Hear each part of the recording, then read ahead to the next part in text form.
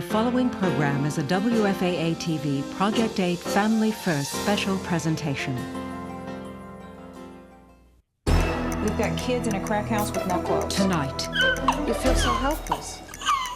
into the heart of a crisis. She said, Mama just left us there. Child abuse. I have 13 other victims. The violators. What happened to your face? The protectors. Okay, we got it. We got you. Come on. Come on. The child welfare system. Child Protective Services. Is it in the best interest of our children?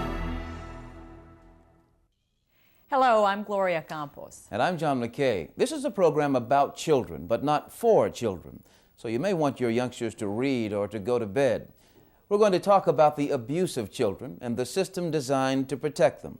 Much of what you're about to see is unprecedented, never before witnessed by the general public. For the past year, we've gone behind the scenes at Child Protective Services, the state agency bound by privacy and often steeped in secrecy. Tonight, we take you there. We can't always tell you names or reveal faces, but watch and listen carefully, because child abuse has a powerful impact on children, on families, and on our society. And when this program is over, you decide what's in the best interest of our children. Her baby was crying and she kept smacking him in the head. She yanks the baby up by one arm. She's busted the little girl in the mouth. The baby is in no clothes, no diaper, has poop all over her. I mean, so please, can anybody help me? He is strong. Unless teardrops make a sound, Antoinette Hudson's home will be silent this night. At age 3, she has died. Will take me. The death of a child is a terrible tragedy, made worse when it's intentional. The accused killer, the child's own grandmother. On high. Little Antoinette becomes another troubling statistic, one of at least 3 children who die every day in America. Whatever the baby done, it couldn't have been worth her life. Usually killed by someone who should love them. She was just as sweet as she could be, and she didn't deserve this. Experts believe 6 million more children suffer the nightmare of abuse and neglect. It's so senseless, a family's bright hope, suddenly a victim of child abuse, our nation's darkest secret.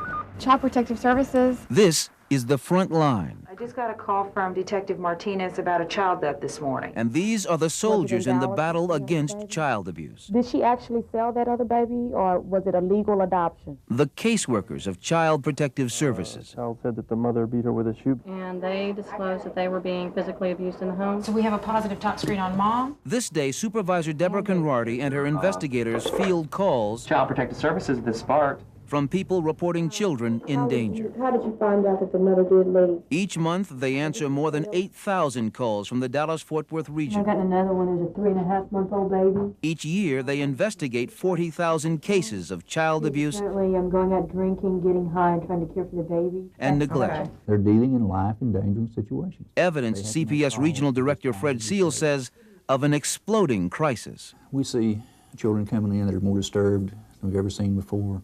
They've had things done to them that 10 years ago we never imagined that people would do to children. So you can see it's steadily on the increase. From physical injury and sexual violation to neglect and abandonment, Dallas Police Lieutenant Bill Walsh and his detectives see it all. They're shaking them and slamming their heads against hard objects. They're scalding them in tubs.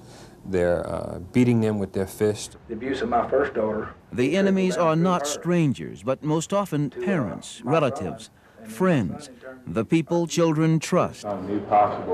They inflict violence that family court judge Hal Gaither calls unimaginable. When I was trying cases in the DA's office, the toughest thing you had to do was to convince a jury that parents would actually do that to kids. How long has the stink been stopped up? Weeks. Even more widespread, the tragedy of neglect. I just can't get that water down. Yeah. Often CPS investigators discover caring parents in dire circumstances. Wake up, dirty baby. They and their children trapped in a cycle of poverty. 4 is a picture of a child in critical condition. Victims of abuse range from infants to adolescents. Nearly all who die are 5 or younger. For Antoinette Hudson, the pain is over. Where are we going today? We're going to Aunt Ruby's. But for the little brother she leaves behind, the uncertainty begins. Oh, Granny gonna miss you. I'm gonna miss you, Excel. You gonna miss me? Yeah. That high-pitched cry, that's from heroin. That's a classic sign of drug withdrawal. At 23 days old, Christina has lived a lifetime of pain. So for 22 hours, I heard this scream. Non-stop. Hers is a tragedy outsiders rarely see. And newborn babies don't sweat. I don't know if you know that. And all she did was sweat, soaked the entire sheet. Christina was born hooked on heroin, cocaine, and methadone. The second worst case of drug withdrawal nurses at this Parkland Hospital nursery have ever seen. And you feed her and she'd throw up and then she'd have diarrhea. Christina's mother went home, but she had to stay in the care of nurse practitioner Karen Hanratty and in the custody of Child Protective Services. You couldn't even go by this crib and touch it like that. She would go crazy. CPS stepped in because of the infant's life-threatening addiction, her mother's history of drug abuse, and of having drug-exposed babies. We watch at feeding time as Christina frantically gulps Paregoric, a legal narcotic to help her survive the pain of withdrawal. I mean, the bottom line is the baby is born addicted to drugs. I mean, it's withdrawing from major drugs. We just want a fair chance at having a baby. Outside family court, the baby's parents, Melinda and Charles, try to convince caseworker Natalie Nieto they can be good parents. It's good that you guys are taking the initiative, so that's good for you. So, you see that we're trying to better our lives and get, We've been doing it. They say they've joined a recovery program. He has a job, and they want their baby back. She's better, she's okay, But their perception of little Christina's withdrawal differs greatly from that of the baby's nurse. They rubbed their little nose against the sheets, and they rubbed the top of it off. Her knees were all red. She's just like any normal, healthy baby, and except she's going through some minor, withdrawals from the methadone. She had a horrible diaper rash. Tips of her toes were all torn. The skin was off. She was miserable. Everybody's got skeletons in their closet. Melinda and Charles say they're working to improve their lives. Their anger at CPS is clear. Judge, to say we're not able to take care of our child. They don't look at anything, any positive aspects of what we've done or anything. Like all of a sudden now it's turning around to where we're the bad guys. Please raise your right hand. In court, Melinda and Charles agree to leave Christina in foster care for now. As the newborn struggles to purge the illegal drugs from her body, she remains at high risk of death. It'll be weeks before the judge determines if Christina will return to her parents. I'm anxious to have the children out of foster care and in our home. Each case begins with a phone call, plan to place them and every day presents a new challenge for the 632 CPS caseworkers in the Dallas-Fort Worth region. So we know she has probably at least 4 kids. They're mostly young women, each handling 20 cases or more at a time. Determine whether or not the child is at home alone. Beginning workers make $22,000 a year. We could remove them on risk. They intervene in families where abuse and neglect range from subtle The water's been off for 3 weeks. to savage. There's some old linear scars. And make what can be life and death decisions. Before saying that it is abuse, The stress is high. The parents are using drugs. So is burnout. Do you live here? The average caseworker lasts about 4 years. So she's gone all day then? The job is time-consuming, emotionally demanding, and sometimes dangerous.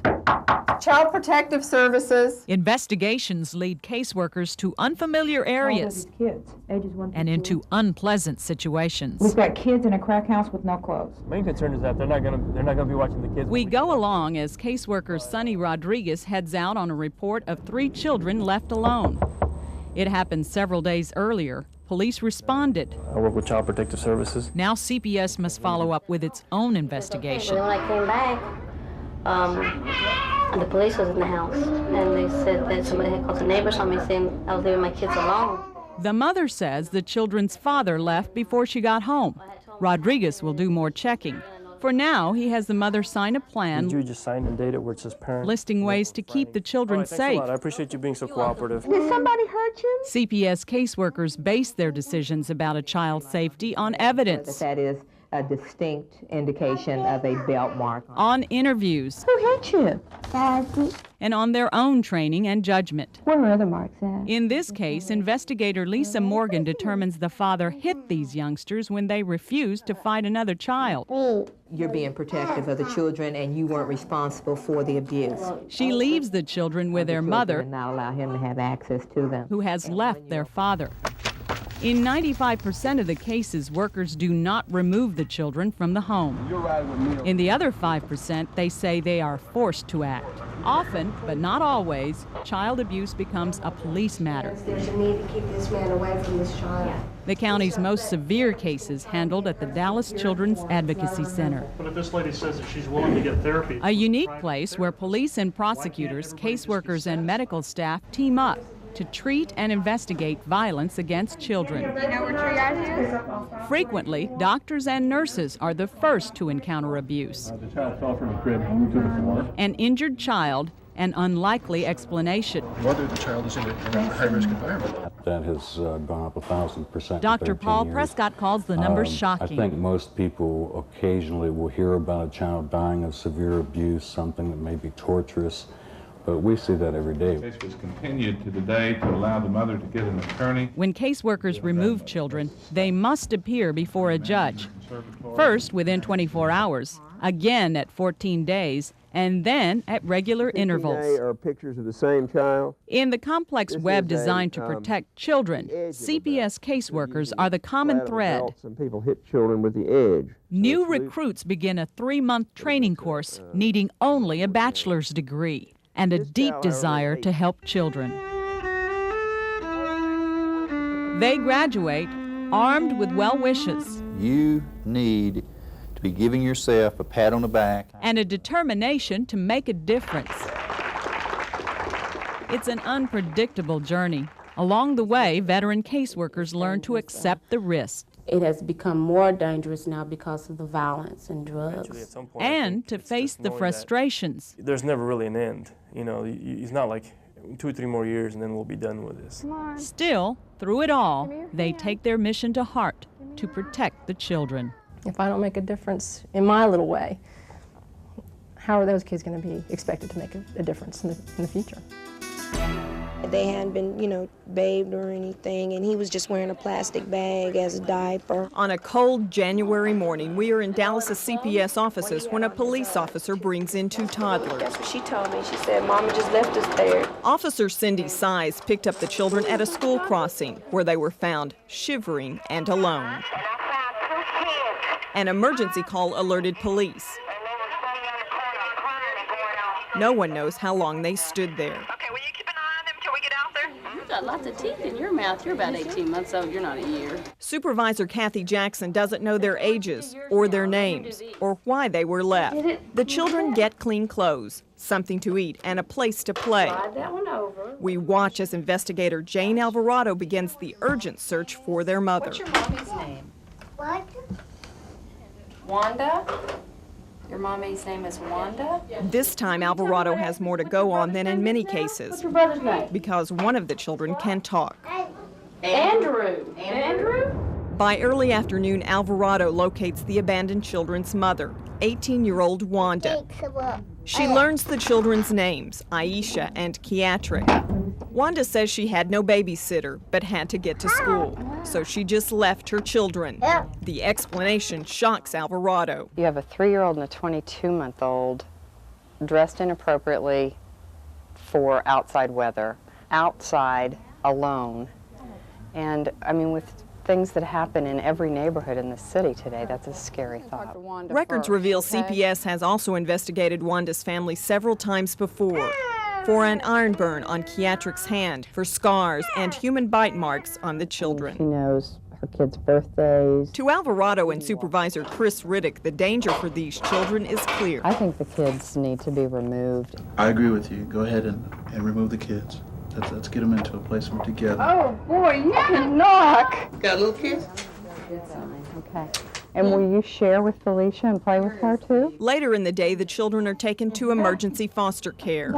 After they had the first baby. 6 days later, their grandmother agrees the children are at risk. Right now, she don't have what it takes to be a parent. They were seen at Reach Clinic yesterday. The next day, a team of caseworkers and supervisors takes up Wanda's case behind closed doors. I'm not so sure that I've ever seen the kind of fear that I'm seeing with Aisha when her mother's around. They discuss what they found. Has she indicated any interest in any kind of services from us, or said that she even wants her kids back? Right, Right. and realizes that she's going to have to go through some things, make some changes to get them back. Right.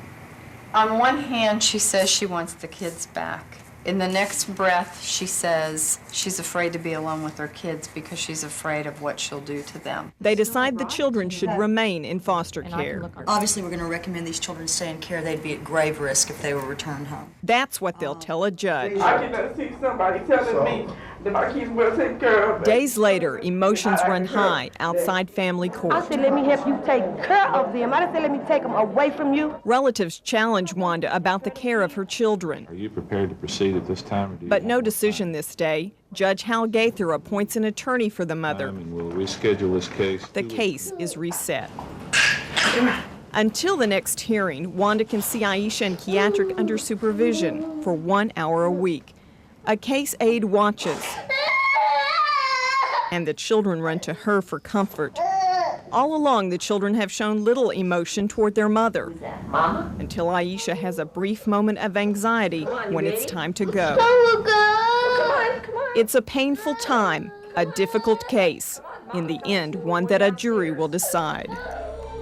Still ahead, they say they've been abused by the system. What we thought was a joke, what we thought would be something that could be cleared up very easily 8 months ago has turned into the worst nightmare. Something is wrong with the system. Meet CPS's critics next.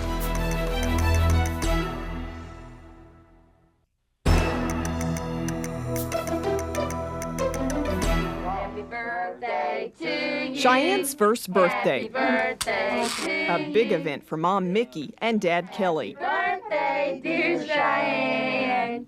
Happy birthday to you. One most parents look forward to. Light the candle. We were on top of the world when we had her. We were real happy. I was always in a hurry to get home, come home, take care of my baby. But even on her birthday, Mickey and Kelly can't see their child alone. When the baby was 6 weeks old, Child Protective Services took her from the Fort Worth couple and put her in foster care. It's totally unbelievable. It's just, you think you're doing great. You think you've got a daughter. And the next day, you don't.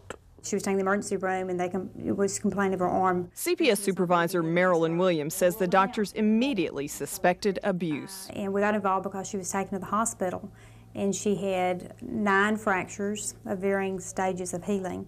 Doctors put the baby's broken arm in a splint and bandage. They also found fractures that were healing in her leg, wrist, and 6 ribs. You can't get a confession out of somebody that's not guilty. The parents adamantly deny ever hurting their child. We never got angry with her at all.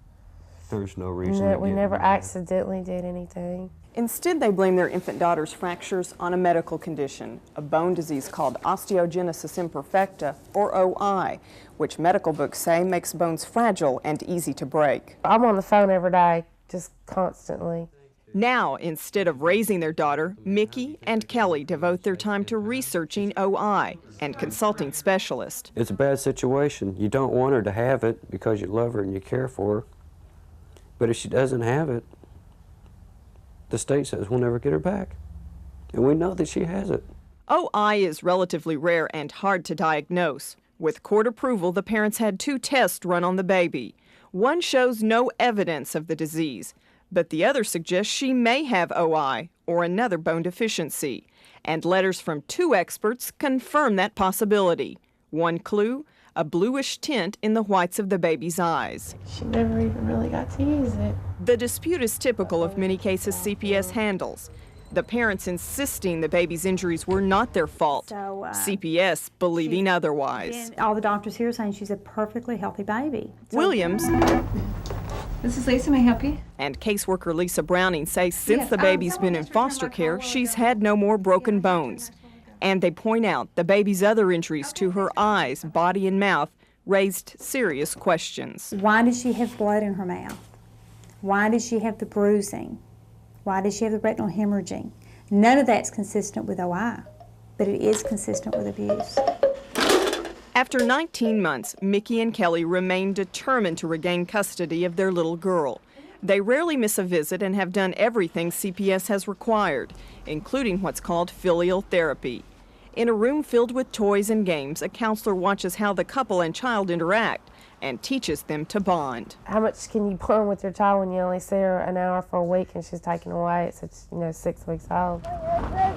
Williams says they're making progress, but not enough for Cheyenne to go home. Put your bathing suit on. They say that they feel like they would have to admit that they hurt the baby to get her back. Is that true?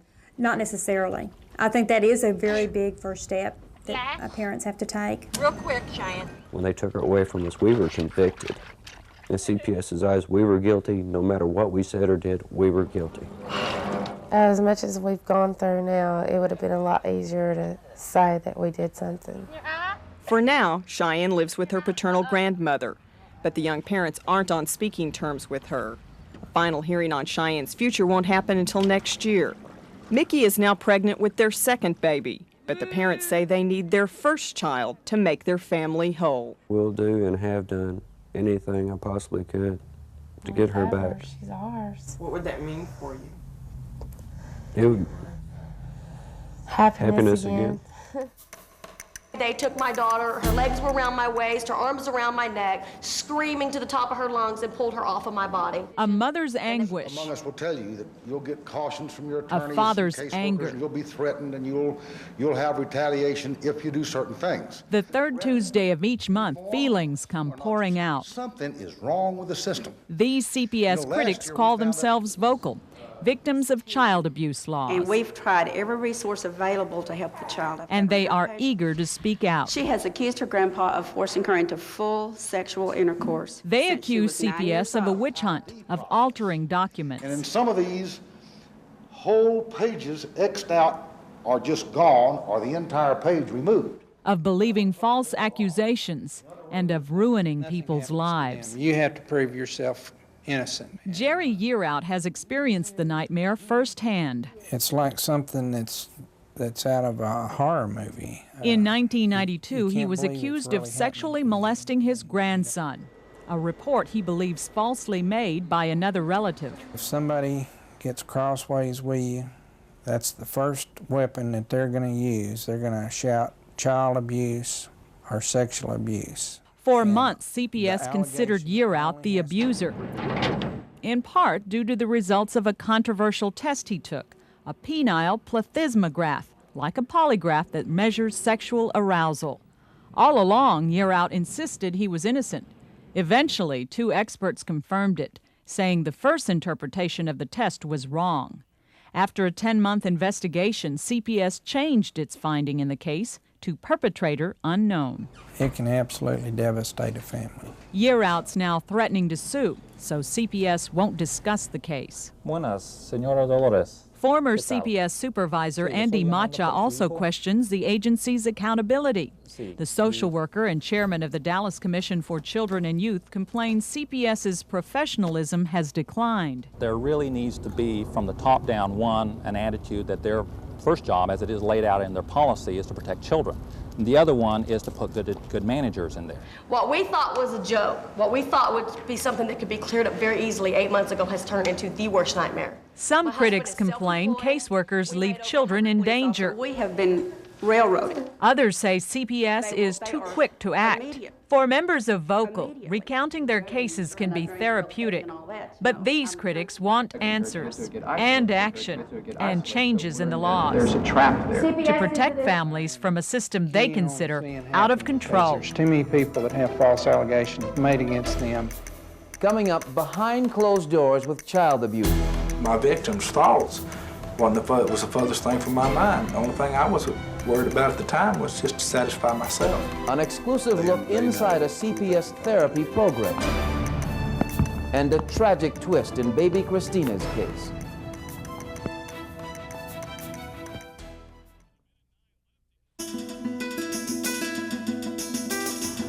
I kind of looked at women and young girls as sex objects. For abusers facing an unsympathetic society, there is help. I felt bad. I Help felt to like end the pain and suffering they have caused and feel. it became a lifestyle.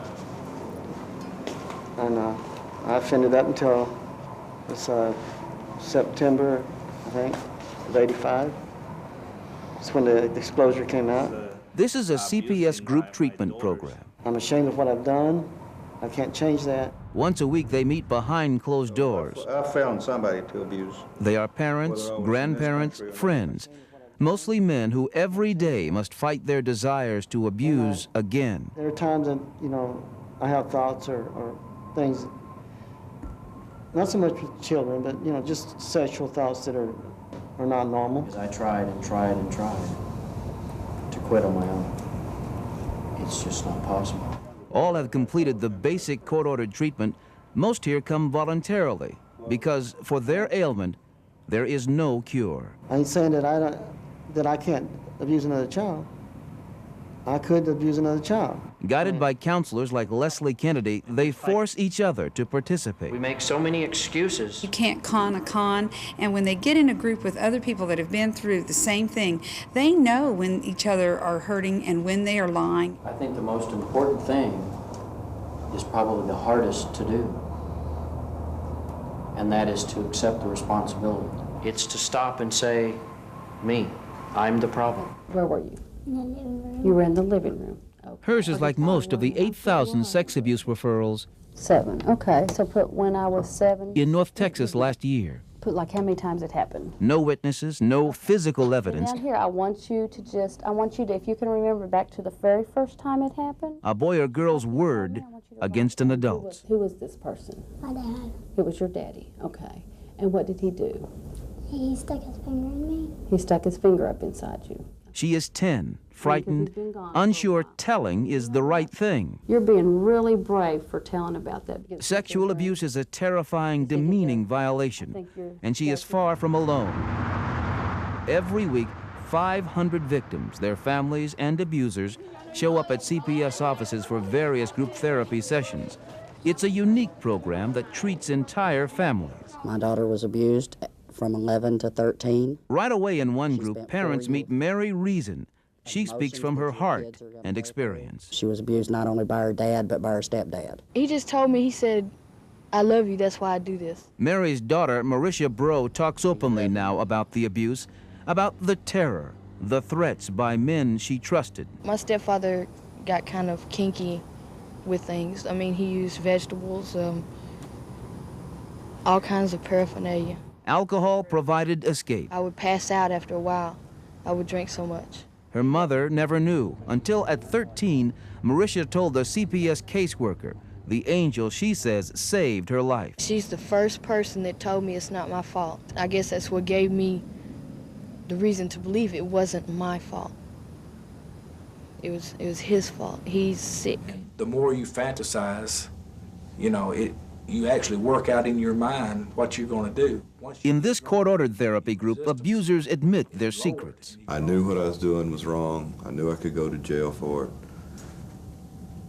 And when every time, I offended my daughter, I felt terrible.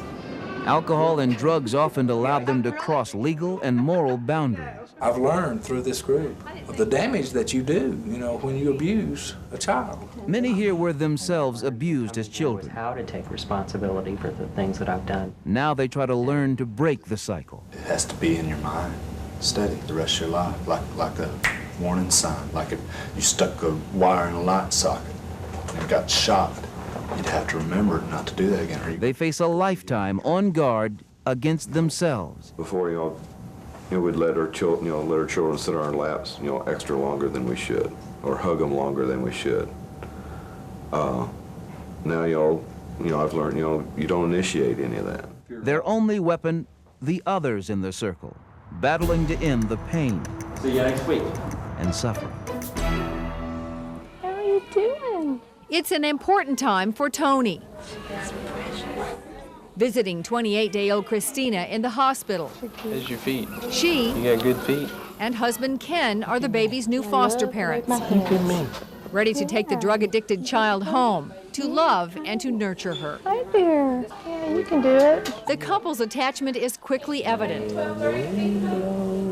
but they don't know if they'll have the baby for now or forever. You want more food? Christina's severe addiction leaves her at high risk of death, but caring for her is a chance they, like many foster parents, are willing to take. Tony and I consider ourselves good parents, and we have a lot to offer, I think, to our own kids and anybody else. For however long it's going to take, however long it's needed.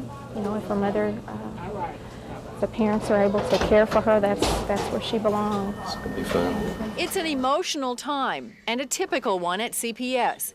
One baby, now 2 families, facing months of uncertainty ahead. Yeah, what you doing? What you do, buddy? For Melinda and Charles, the only place to cuddle Christina is now in an office at Child Protective Services.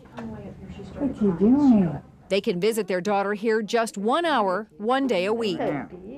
She got our little outfit on. Always under the watchful eye of CPS caseworker Natalie Nieto. It took us like 20 minutes to get her to stop crying. Now, at nearly 3 months old, Christina still shows symptoms of heroin and cocaine addiction. She cried for 2 days last week and was having like jittery spells and sweating, and the doctor said she was having flashbacks.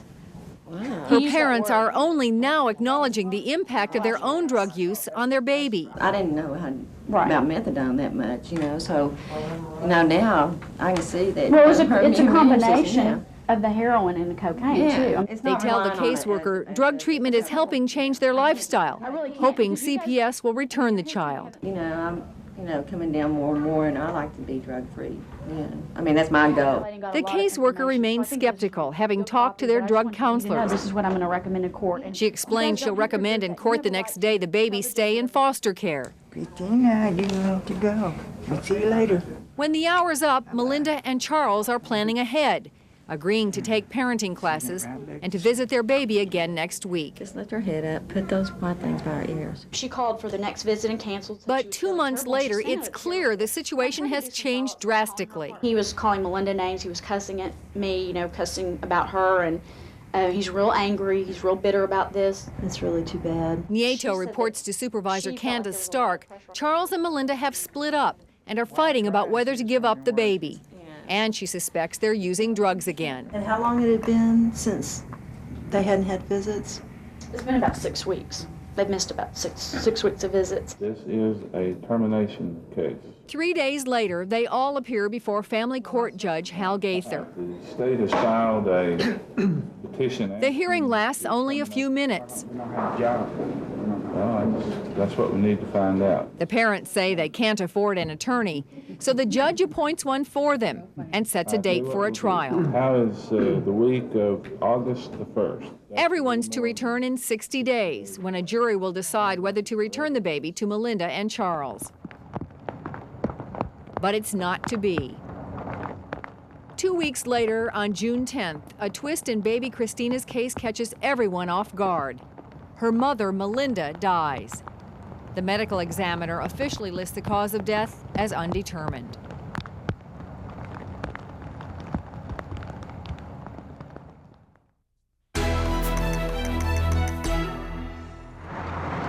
It's kind of like a jigsaw puzzle I'm trying to put together. It's mid-morning, a sunny winter day. CPS investigator Trevor Parr heads out. Especially the school said a story keeps changing. With the first piece of the day's troubling puzzle. A school principal has called about a student named Greg with a severe injury to his face. I understand we got a kiddo I need to see here. Parr talks to the principal. He came in with a terrific bruise placed on his jaw, a black eye. And learns more from Greg's teacher. He often eats out of the trash can, and so I buy him lunch, or not, I buy him milk, and I'll bring him cheese and crackers. Your name's Greg, right? A few minutes later, Parr meets the 7-year-old. Do me a favor, man, stand up here. I'm gonna take a look at your cheek real quick. Okay, can you look right up there? The boy's injuries are quickly evident. So you got this right here, right? He's a child CPS saw just the month before. Okay, and you got something here, right? With belt marks his mother admitted she made. They both whooped me. What are your whoopings with? belts and shoes. For the next belts 30 and minutes, shoes? Parr asks Greg a variety of questions, Like shoes that like your mom wears, or shoes that like a man wears? including how he got hurt. The first grader says it was an accident. I fell on the speaker. You fell on the speaker. Huh. Well, what are you doing with the speaker? Were you playing with it, or just standing next to it, or what happened? And I was standing. I don't know what kind of picture change on though. You just have a seat here. I'm gonna sit right here. When Greg's mother, Sharon, arrives, she offers the same explanation. And so I told him that when he come to unhook the hook off the door. She says she took Greg to a doctor. That's where we're going. But agrees the caseworker can take him again. Got 2 trucks. After a trip to the hospital, Greg plays at the CPS offices as serious decisions are made about his life. Held him out of school yesterday. See if you can make a way to get here. After several phone calls, Supervisor Rebecca Bledsoe reaches his mother. She's going to come in. And it sounds like her mother may be a resource too. X-rays show Greg's jaw is not broken. The doctor can't say that it was not accidental. It may have been an accident or it may have occurred some other way. Is it kind of scary? So far, they can't confirm Greg's mother took him to a doctor. I think you did fall, but I think you've got medical neglect. Parr, Bledsoe, and Supervisor Ben Retta factor in other information. This kid just starving. Greg's 6-pound weight loss, his injuries from the whipping the month before, the fact he's been left home alone. I think right now we have enough to remove, and that kid's in danger for, if he stays. But there's no immediate agreement on what to do. I would like to sort of see what her reaction is and what her plans might be for making changes. You've got to know the history. You've got to see the child. You got to see the parents' explanations. There are just so many different things you have to look for. It's after hours when Sharon and her friends arrive at the CPS offices. With that scarf on his eye, I don't know. By now, caseworker Tanya C. is assigned to Greg's case. She has more questions. Apparently at school he's eating out of the garbage cans too. Can you explain why that happened? But caseworkers had already reached their decision. Swayed by Greg's voluntary statement, he doesn't want to go home. Greg is really at risk if he would go home with you tonight, and No, I think he's not. I really do. My baby's not finna stay with y'all no 14 days. Y'all, She is angry, This protection, what protection? Be able to get insistent, my mama can come and pick him up. and frustrated. I know you telling the story because he always want to go with my mama house. Caseworkers say Sharon's reaction is typical. Once she calms down, they let her talk to her son. You didn't want to go to grandmama's house? Think about ants, whether you're going out on a picnic, everyone knows that You don't want to come home? the ants come and you start complaining because the ants are biting and stinging you. And that's just typical of ants. Ants You want to go with them? to associate with You want to stay with them? Every crime story needs Well, y'all can have it. It's now after 9 o'clock. In the darkness, caseworker Tanya C. takes Greg to an emergency foster home. Hi! You'll have a lot of fun here. Want him to show you where your bedroom's going to be? He receives a loving welcome, but now come the tears. The 7-year-old realizes he'll spend this night and many more with strangers. It's okay. Despite comforting words, he clings to Tanya, the only link to his mother. It's been 12 hours since the call from the school. The caseworker's going home. It's hard because I'll be calling him, in the morning to see how he's doing. Because we all are concerned about how they do, especially that first night, because it is real frightening for them. 2 weeks later, Greg's fear is gone. Just keep on doing this like an hour. And he's settling in with his foster parents. With love and patience, you can get through to them. Give me a hug. Then, in another 2 weeks, his foster parents get word. Greg is going home. You're always welcome here, okay? You're the star around here today, right? You want to hoop up? Greg's foster parents ease the separation with a party. Caseworkers say his mother is anxious to get him back. She's agreed to take parenting classes and put Greg, his younger brother and sister in what CPS calls protective daycare. Soon, caseworker Stephanie Myers arrives, and it's time to say goodbye. Let him hug, big hug. There you go. Give me a big hug. What's up, homeboy? Oh, yeah. I'm gonna miss you, man. Bye-bye. You gonna be good? Remember what we told you? All right? You be good, boy? Love you. Huh? Love you too. Give me 5 on that. Try to give them all the love you can, and when they leave, it takes a piece of you. Cake's on the way, Greg. You want a little piece to leave that you know in his life he might can look back and say, someone loved me. You take care here. See you. Family Preservation, this is Denise. Many families investigated by CPS do stay together. So we're going to need to find another daycare. 7 years ago, agency officials created family preservation units. Psychological evaluation. Teams of supervisors and caseworkers, incling Denise Baker, You want to come out and talk with us? who get involved in every aspect of high-risk families' lives. Tell me about your new house. CPS investigated Rachel for not always sending 4-year-old Andre to class, for hitting and neglecting him. Andre would probably have a field day. At least twice a week, she and boyfriend LaRun are visited by family preservation worker Rosa Niskanen. Helping him learn how you have to set boundaries. Therapist Linda Schubert occasionally comes too. Is he feeling bad? They provide counseling, take the family to appointments, and teach them basic life skills. I go to parents and they help me, find things to go to so I can learn and think about Andre. Well, hello. Not every family makes it, but some do. Play therapy. Caseworker Darnell Pemberton entered Scott and Dora's lives after Scott dropped his infant daughter. She suffered a skull fracture. He admits he was drunk at the time. I can't erase it out of my head. That's something I have to deal with for the rest of my life. Daddy's calling you, huh? CPS caseworkers removed the couple's 2 children. It's helped me stand up, see it, and face it head on. Now the family's reunited. Scott has stopped drinking. This is just what we wanted to accomplish, so we've done it. And CPS stepped out of their lives. It was hard, it was a struggle, but we've made it through, and we've accomplished a lot. A lot of the problems. Family preservation work requires long hours and intense interaction about very personal issues. You had to have a gallstone operation. In a world of so much hurt, this is the success CPS caseworkers live for. Still ahead, the welcome home. They're mine, they're all I got. A week in trial. And the wait goes on. The latest chapters in the children's cases next. The bailiff has handed me your decision. It's now 10 months since toddlers Aisha and Kiatrick were found abandoned at a school crossing.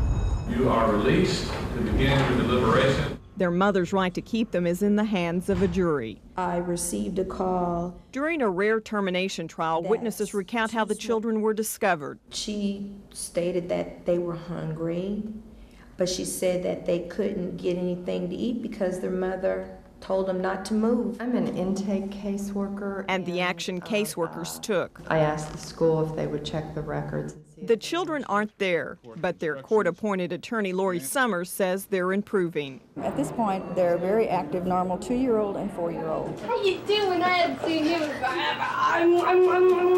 At the foster home, Vicki Pierce from DISD's Project Kids comes to test Kiatrick. Where's the puppy's eyes? Show me. For delays in his speech and motor skills. Eyes? Aisha now wears glasses and attends Head Start. They're mine, they're all I got. In court, their 18-year-old mother testifies she tried her best to raise them, but admits she left them alone. I left them at the apartment complex upstairs. There was no one there. Still, Wanda says she wants her children back. I really do for my kids. I really miss them.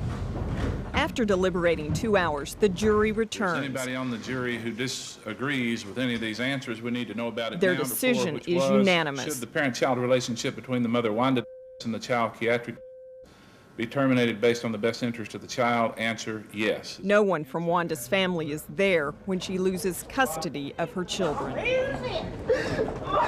It's called the death sentence for parents, a traumatic decision for the mother, the jury, and caseworker Melva Anderson. You know, you feel sorry for the kids. And it's a loss. It's very difficult. Wanda may have one final goodbye visit with her children. Aisha and Kiatrick are now available for adoption. Unless she appeals and wins, Wanda will never see them again. what everybody thinks the permanency plan should be for this child. A Thursday in mid-June. Melinda called and canceled the visits. We're there as a permanent planning team gathers at the CPS offices to discuss the case of baby Christina. We know the cause of death of the mother. It's just 6 days since the child's mother, Melinda, died. The required meeting, run by outside consultants, has been scheduled for weeks. Then I would work with one parent. For the first time, Christina's father, Charles, and foster parents Tony and Ken meet face to face. Don't have any comment about anything right now. The mood is tense. Charles still wants the baby, but caseworker Natalie Nieto explains CPS has filed to end his parental rights. But as far as like drug treatment. And make Christina available for adoption. From the start, Tony and Ken have been licensed to adopt. As foster parents, they've nurtured the drug-addicted baby at 6 weeks through inconsolable crying spells. At 8 months, she's alert and crawling, but still requires special care. By now, Tony's family has grown very attached. It's been real hard, each hearing date, each court date, to think that she might be leaving. To ensure the baby stays, the couple has hired attorney David Cole. They don't want to just leave it to the state to put on the case and then just keep their fingers crossed that it works out. And this will all get decided in court. The trial to terminate Charles's rights is set for August. But typical of many CPS cases, a series of legal maneuvers causes delays. Eventually, a judge orders Charles to prove he's the biological father. Charles waits 6 weeks to take a blood test. The trial is rescheduled for the 3rd time.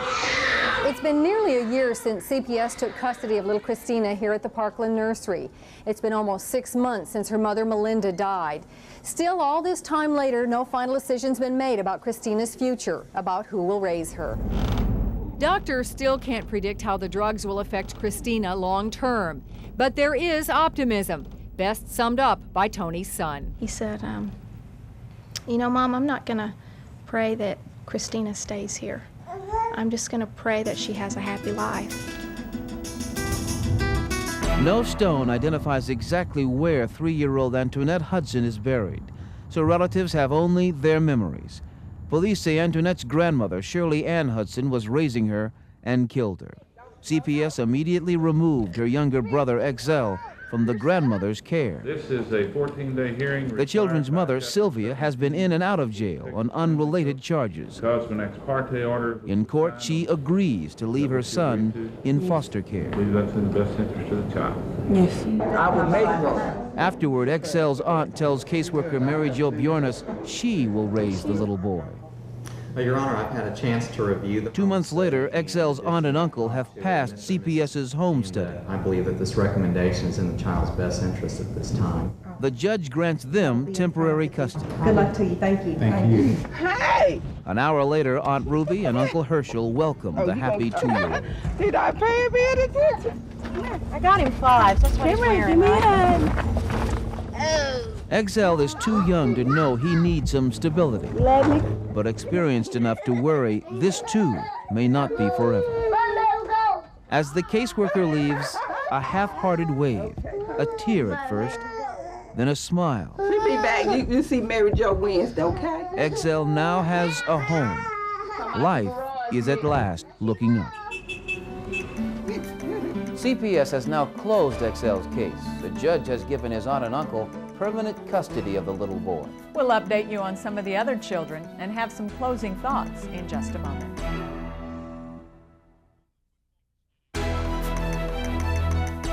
Some final notes about the families you've met tonight. The termination trial for baby Christina's father, Charles, is now set for January.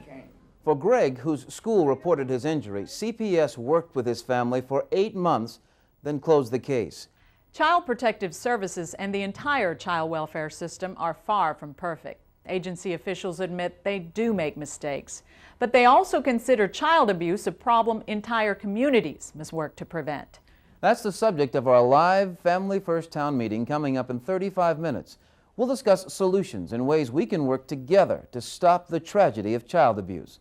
Please join us right after the News 8 update. And one final note, if you suspect a child is being abused, call the toll-free child abuse hotline, 1-800-336-7788.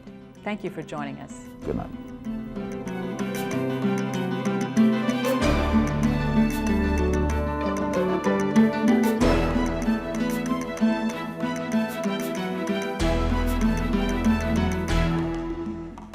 Stay tuned for the News 8 update at 10, followed by a special Project 8 Family First live town hall meeting.